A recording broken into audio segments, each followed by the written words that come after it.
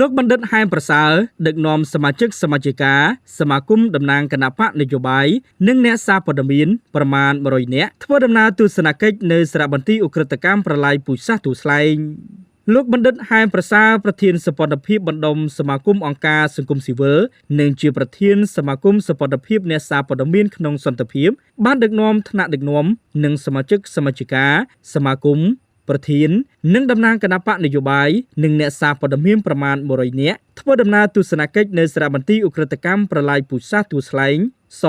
21នាព្រឹកថ្ងៃទី4ខែឧសភាឆ្នាំ2025ដំណើរទស្សនកិច្ចនេះប្រារព្ធក្នុងគោលបំណងគោរពវិញ្ញាណក្ខន្ធស្វែងយល់ទស្សនវិជ្ជានិងផុសតាងបន្សល់ពីសង្គ្រាមសោកនាដកម្មនៃការកាប់សម្លាប់ពលរដ្ឋខ្មែរជាង3លាននាក់ក្នុងរបបប្រឡាយពូជសាសន៍ប៉ុលពតនិងដើម្បីចូលរួមផ្សព្វផ្សាយឲ្យប្រជាពលរដ្ឋជាពិសេសយុវជនជំនាន់ក្រោយបានយល់ដឹងពីតម្លៃនៃសន្តិភាពមូលហេតុនៃការកើតសង្គ្រាមនៅកម្ពុជាពីឆ្នាំ1970ដល់ឆ្នាំ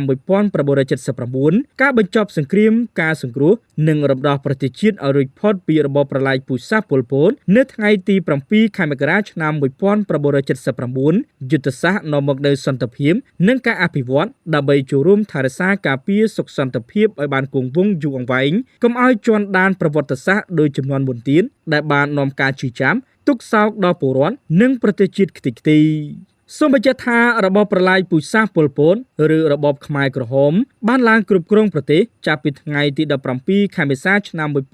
1979ហើយបានជម្លៀសប្រជាពលរដ្ឋទៅកាន់ទីជនបទសម្រាប់រង្គាលប្រជាពលរដ្ឋស្លូតត្រង់ជាង3លាននាក់ដោយបង្ខំឲ្យប្រជាពលរដ្ឋធ្វើការហួសកម្លាំងដោយសត្វធានគ្មានថ្ងៃសម្រាកធ្វើទរណកម្មបំបិទសិទ្ធិសេរីភាពសពបែបយ៉ាងបង្កជាសោកនាដកម្មដ៏ជូរចត់ជាពេលវេលាដ៏ខ្មៅងងឹតដែលពលរដ្ឋខ្មែររស់នៅក្នុងសមុទ្រទឹកភ្នែកពេលឈឺគ្មានថ្នាំព្យាបាលគ្មានអាហារបរិភោគគ្រប់គ្រាន់គ្មានសិទ្ធិសេរីភាពសូម្បីតែសិទ្ធិរស់រានមានជីវិតដែលជាសិទ្ធិមូលដ្ឋានពីកំណើតរបស់មនុស្សក៏គ្មានដែរ